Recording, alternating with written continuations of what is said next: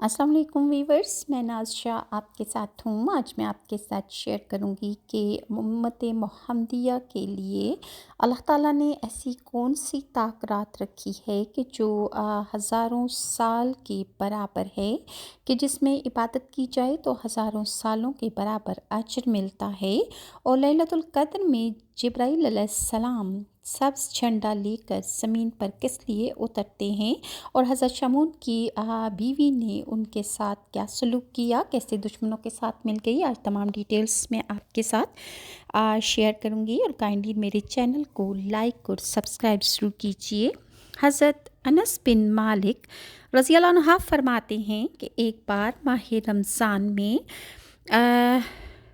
ماہ رمضان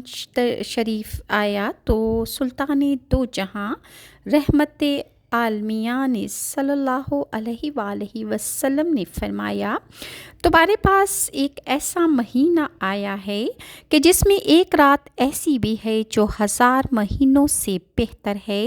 جو شخص اس رات سے محروم رہ گیا گویا تمام کی تمام بھلائی سے محروم رہ گیا، اور اس کی بھلائی سے محروم نہیں رہتا مگر وہ شخص جو حقیقتاً محروم ہے۔ ابن ماجہ نے بھی اس حدیث کو روایت کیا ہے۔ ایک فرمان مصطفیٰ صلی اللہ علیہ وآلہ وسلم کا حصہ ہے کہ جب شب قدر آتی ہے تو حکم الہی سے حضرت جبرائیل علیہ السلام ایک سبز جھنڈا لیے فرشتوں کی ایک بہت بڑی فوج کے ساتھ زمین پر تشریف لاتے ہیں، اور ایک روایت کے مطابق کہ ان فرشتوں کی تعداد زمین کی کنکریوں سے بھی زیادہ ہوتی ہے، اور وہ سبز جھنڈا کعبۃ اللہ پر لہرا دیتے ہیں۔ حضرت جبرائیل علیہ السلام کے 100 بازو ہیں کہ جن میں سے 2 بازو حضرت جبرائیل علیہ السلام صرف اسی رات کھولتے ہیں۔ وہ بازو مشرق اور مغرب میں پھیل جاتے ہیں۔ پھر حضرت جبرائیل علیہ السلام فرشتوں کو حکم دیتے ہیں کہ جو کوئی مسلمان آج رات قیام، نماز یا ذکر اللہ میں مشغول ہے اس سے سلام اور مصافحہ کرو، نیز ان کی دعاؤں پر آمین بھی بولو۔ چنانچہ صبح تک یہی سلسلہ جاری رہتا ہے۔ صبح ہونے پر حضرت جبرائیل علیہ السلام فرشتوں کو واپسی کا حکم دیتے ہیں۔ فرشتے عرض کرتے ہیں، اے جبرائیل علیہ السلام، اللہ پاک نے امت محمدیہ کی حاجتوں کے بارے میں کیا معاملہ ارشاد فرمایا؟ تو جبرائیل علیہ السلام فرماتے ہیں کہ اللہ پاک نے ان لوگوں پر خصوصی نظر کرم فرمائی، اور 4 قسم کے لوگوں کے علاوہ اللہ نے سب کو معاف فرما دیا۔ صحابہ کرام نے عرض کی کہ یا رسول اللہ صلی اللہ علیہ وآلہ وسلم، وہ 4 قسم کے لوگ کون ہیں؟ تو ارشاد فرمایا، ایک تو عادی شرابی، دوسرا والدین کا نافرمان، تیسرا قطع رحمی کرنے والا یعنی رشتہ داروں سے تعلقات توڑنے والا، اور چوتھا وہ لوگ جو آپس میں عداوت رکھتے ہیں اور آپس میں قطع تعلق کرنے والے۔ شیب الایمان نے بھی اس کو روایت کیا ہے۔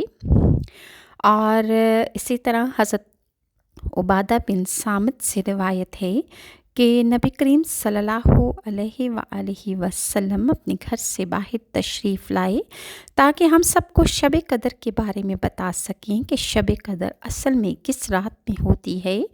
جب رسول اللہ باہر تشریف لائے تو آپ نے دیکھا کہ 2 مسلمان آپس میں جھگڑ رہے تھے۔ آپ صلی اللہ علیہ وآلہ وسلم نے ارشاد فرمایا، میں تو اس لیے آیا تھا کہ تمہیں شب قدر بتاؤں کہ وہ شب قدر اصل میں کس رات کو ہے، لیکن فلاں شخص آپس میں جھگڑ رہے تھے، اس لیے اس کا تعین اٹھا لیا گیا، اور ممکن ہے کہ اسی میں تمہاری بہتری ہو۔ اب اس کو آخری عشرے کی 9ویں، 7ویں اور 5ویں راتوں میں تلاش کرو۔ اس حدیث کو بخاری نے بھی روایت کیا ہے۔ اور اسی طرح حضرت انس رضی اللہ عنہ فرماتے ہیں کہ نبی کریم صلی اللہ علیہ وآلہ وسلم نے ارشاد فرمایا کہ شب قدر میں حضرت جبرائیل علیہ السلام فرشتوں کی ایک گروہ کے ساتھ اترتے ہیں، اور جس شخص کو وہ ذکر وغیرہ میں مشغول دیکھتے ہیں اس کے لیے اللہ تعالیٰ سے رحمت کی دعا کرتے ہیں۔ بِإِذْنِ رَبِّهِمْ مِنْ كُلِّ أَمْرٍ اپنے پروردگار کے حکم سے ہر امر خیر کو لے کر زمین کی طرف اترتے ہیں۔ اسی رات میں فرشتوں کی پیدائش ہوئی اور اسی رات میں حضرت آدم علیہ السلام کا مادہ جمع ہونا شروع ہوا۔ اسی رات میں جنت میں درخت لگائے گئے اور دعا وغیرہ کا قبول ہونا کثرت سے روایات میں ثابت ہوتا ہے۔ اسی رات میں حضرت عیسیٰ علیہ السلام آسمان پر اٹھائے گئے اور اسی رات میں بنی اسرائیل کی توبہ قبول ہوئی، اور روایت میں ہے کہ رجب کی پہلی جمعرات کو رسول اللہ صلی اللہ علیہ وآلہ وسلم پر افعال الہی کی تجلی ہوئی، اور شب قدر میں ذات الہی کی بھی تجلی ہوئی۔ روح البیان میں بھی اس کا تذکرہ ہے۔ اور اسی طرح امت مصطفیٰ صلی اللہ علیہ وآلہ وسلم کو یہ مبارک رات کیوں عطا ہوئی، مفسرین اکرام نے اس سلسلے میں بہت سے واقعات ذکر کیے ہیں، جن میں سے ایک یہ بھی ہے کہ حضرت امام مالک رضی اللہ عنہ ارشاد فرماتے ہیں کہ میں نے ایک بہت بڑے عالم سے یہ بات سنی کہ رسول اکرم صلی اللہ علیہ وآلہ وسلم کو اگلے لوگوں کی عمریں دکھائی گئیں جو اللہ تعالیٰ کو منظور تھا، تو آپ نے اپنی امت کے لوگوں کی جب عمروں کو دیکھا اور یہ خیال کیا کہ میری امت کے لوگ اتنی سی عمر میں ان لوگوں کے برابر عمل نہیں کر سکیں گے، تو اللہ تعالیٰ نے آپ صلی اللہ علیہ وسلم کو لیلۃ القدر عطا فرمائی جو 1000 مہینوں سے بہتر ہے۔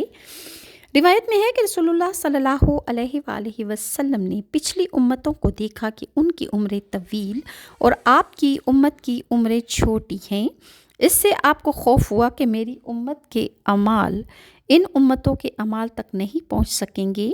اللہ تعالیٰ نے آپ کو ایک رات عطا فرمائی جو ان امتوں کے 1000 مہینوں کی عبادت سے بہتر ہے۔ حضرت مجاہد فرماتے ہیں کہ بنی اسرائیل میں ایک عبادت گزار آدمی تھا جو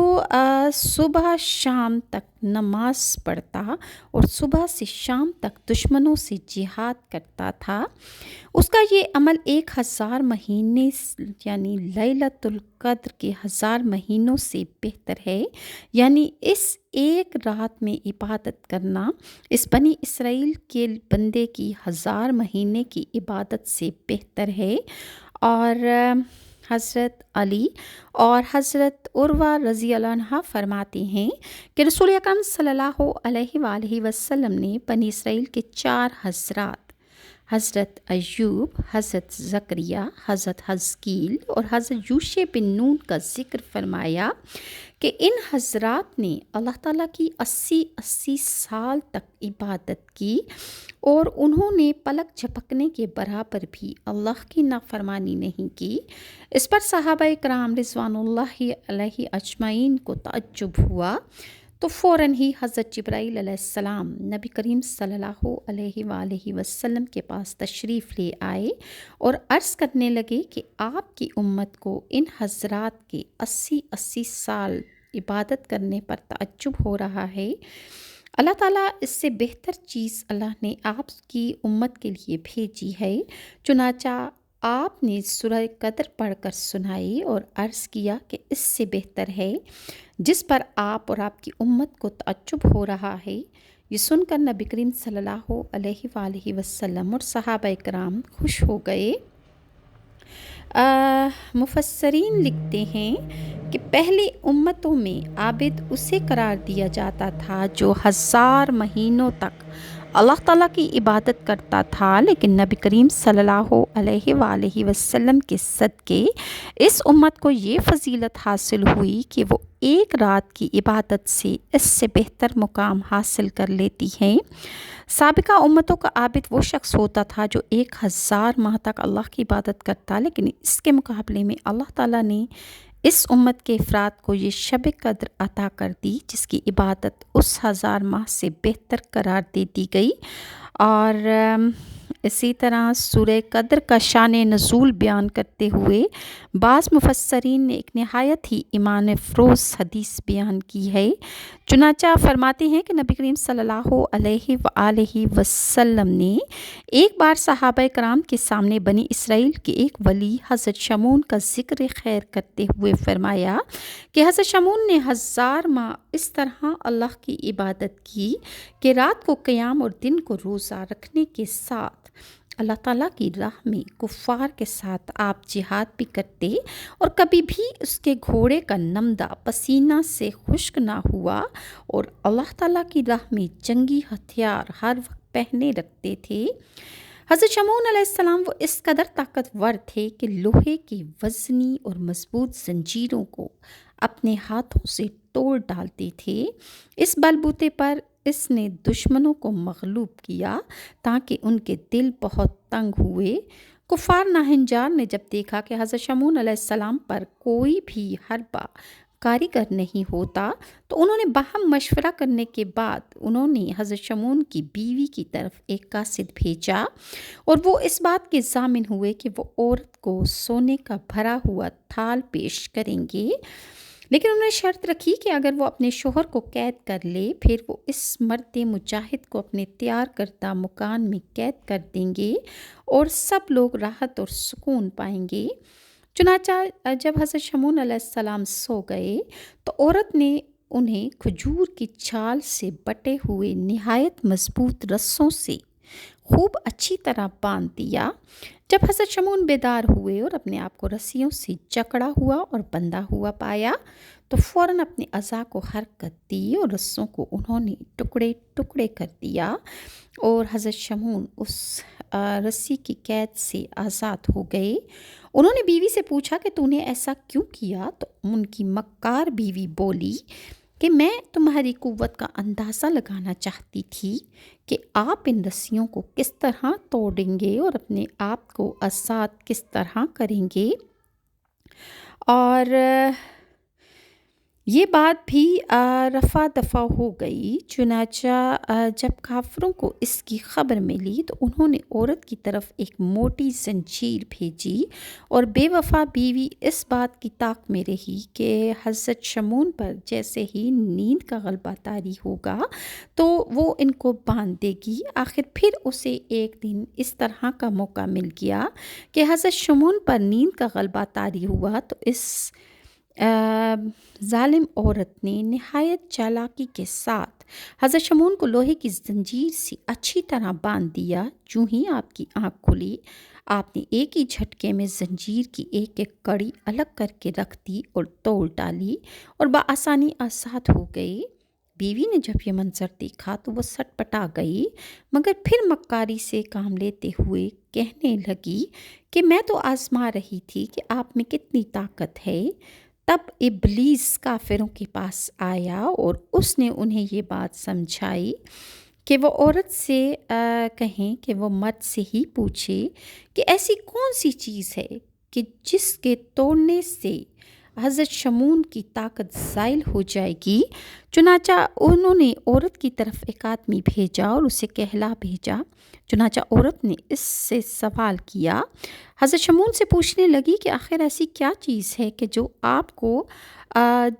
کی طاقت کو زائل کر سکتی ہے؟ تو اس مرد مجاہد نے اپنی بیوی کے آگے اپنا راز کھول دیا کہ مجھ پر اللہ کا بہت کرم ہے، اس نے مجھے اپنی ولایت کا شرف عنایت فرمایا ہے۔ مجھے دنیا کی کوئی چیز مجھ پر اثر نہیں کر سکتی مگر ہاں میرے سر کے بال، اس کے 18 طویل کیسو تھے، ان بالوں کی وجہ سے میں مار کھا سکتا ہوں یا یہ میری کمزوری ہے۔ چالاک عورت ساری بات سمجھ گئی، افسوس اسے دنیا کی محبت نے اندھا کر ڈالا تھا۔ آخر ایک بار حضرت شمعون جب سوئے تو اس چالاک عورت نے موقع پا کر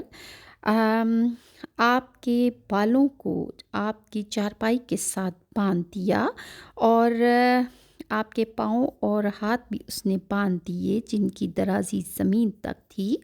حضرت شمعون نے آنکھ کھلنے پر بڑا زور لگایا مگر ساری محنت رائے گاں چلی گئی۔ دنیا کی دولت کے نشے میں بدمست بیوی نے اپنے نیک اور پارسا شوہر کو دشمنوں کے حوالے کر دیا، اور جب کافر حضرت شمعون کو لینے آئے اور انہوں نے انہیں پکڑ لیا اور حضرت شمعون کو اپنی قربان گاہ کی طرف لے گئے،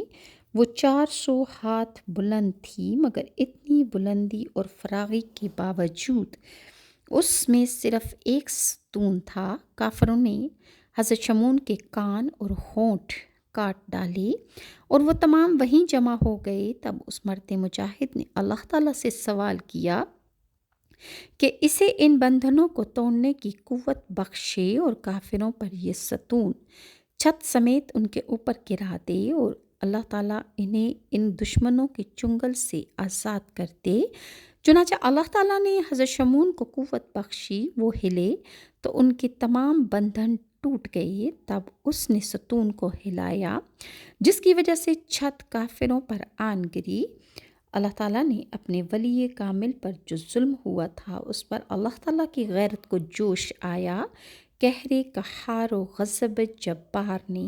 ظالم کافروں کو زمین کے اندر دھنسا دیا، اور ان سب کافروں کو اللہ تعالیٰ نے ہلاک کر ڈالا، اور دنیا کے لالچ میں آ کر بے وفائی کرنے والی بد نصیب عورت پر قہر خداوندی کی بجلی گری، اور وہ بھی وہیں جل کر راکھ ہو گئی، اور حضرت شمعون علیہ السلام کو اللہ تعالیٰ نے نجات عطا فرمائی۔ حضرات صحابہ رضوان نے جب حضرت شمعون کی عبادت اور جہاد اور تکالیف اور مصائب کا جب تذکرہ سنا تو انہیں حضرت شمعون پر بڑا رشک آیا، اور نبی کریم صلی اللہ علیہ وآلہ وسلم کی خدمت اقدس میں عرض کرنے لگے کہ یا رسول اللہ صلی اللہ علیہ وآلہ وسلم، ہمارے اعمال کی کیا حیثیت ہے؟ ہماری تو اتنی عمریں ہی نہیں ہوتی، ہمیں تو بہت تھوڑی عمر ملی ہے، اس میں بھی کچھ حصہ ہمارا نیند میں گزر جاتا ہے، پھر ہم دن کو کاروبار بھی کرتے ہیں اور رات کو آرام بھی کرتے ہیں، کھانا پکاتے ہیں اور طلب معاش میں بھی اور دیگر امور دنیوی میں بھی تو ہمارا وقت ضائع ہو جاتا ہے، لہٰذا ہم تو حضرت شمعون رضی اللہ عنہ کی طرح عبادت کر ہی نہیں سکتے، تو کل قیامت کے دن جب اجر و ثواب ملے گا تو پہلی امتوں کے عابد و زاہد ہم سے سبقت لے جائیں گے، ہم سے آگے بڑھ جائیں گے۔ امت محمدیہ کے غمخوار آقا صلی اللہ علیہ وآلہ وسلم نے جب صحابہ کرام کی یہ بات سنی تو غمگین ہو گئے، اور یہ خیال پیدا ہوا کہ پہلے لوگوں کی عمریں زیادہ ہوتی تھیں، کو عبادت کے لیے وقت بھی زیادہ ملتا تھا، میری امت کی عمریں پہلے لوگوں کی عمروں کے مقابلے میں کم ہیں، تو کہیں ایسا نہ ہو کہ کل قیامت کے دن میری امت پیچھے رہ جائے۔ تو اسی وقت حضرت جبرائیل علیہ السلام حاضر ہوئے اور اللہ تعالیٰ کی طرف سے سورہ قدر پیش کی اور تسلی دے دی گئی کہ اے میرے پیارے محبوب صلی اللہ علیہ وآلہ وسلم، آپ تسلی فرمائیں اور اپنے غلاموں کو بھی تسلی دیجیے۔ ہم آپ کی امت کو ایک ایسی مبارک رات عطا فرما دیتے ہیں جو 1000 مہینے سے افضل ہے۔ آپ کا غلام، آپ کا امتی ایمان اور اخلاص کے ساتھ ایک رات اگر عبادت کر لے تو اس کی ایک رات کی عبادت 1000 مہینے کی عبادت سے بہتر ہے، کیونکہ لیلۃ القدر 1000 مہینے سے بہتر ہے۔ اللہ تعالیٰ نے رسول اللہ صلی اللہ علیہ وسلم کے صدقے میں ہم لوگوں کو لیلۃ القدر عطا فرمائی۔ اگر ہم اس رات میں اللہ کی عبادت کرتے ہیں تو حضرت شمعون کی 1000 ماہ کی عبادت سے بھی آگے بڑھ جائیں گے۔ اللہ تعالیٰ ہم سب مسلمانوں کو ان پاک تاک راتوں کو جاگنے اور اللہ کے آگے رکوع سجود کرنے کی اللہ تعالیٰ ہم سب کو توفیق عطا فرمائے، اور ہم اپنے وقت کا بہترین استعمال کر سکیں اور ان لیلۃ القدر کی راتوں کو اللہ تعالیٰ کے آگے جھک کر اپنے گناہوں کی اللہ سے معافی مانگ سکیں۔ اللہ تعالیٰ ہم سب کے گھروں میں اپنی رحمتیں اور برکتیں نازل فرمائے۔ اللہ تعالیٰ ہماری ٹوٹی پھوٹی عبادتوں کو قبول و منظور فرمائے، اور امت مسلمہ کے حال پہ اللہ رحم فرمائے۔ اللہ تعالیٰ امت مسلمہ کے ظاہر و باطن دشمنوں کو بے نقاب کرے اور ان کی چالیں اللہ ان پر پلٹ دے اور اللہ تعالیٰ ان کی طاقت کو زائل کرے، آمین ثم آمین۔ اللہ تعالیٰ امت مسلمہ میں کل لوگوں کی دلوں کی جائز اور میٹھی مرادیں پوری فرمائے، آمین ثم آمین۔ نیکسٹ ویڈیو تک کے لیے ناز شاہ کو اجازت دیجیے، اللہ حافظ۔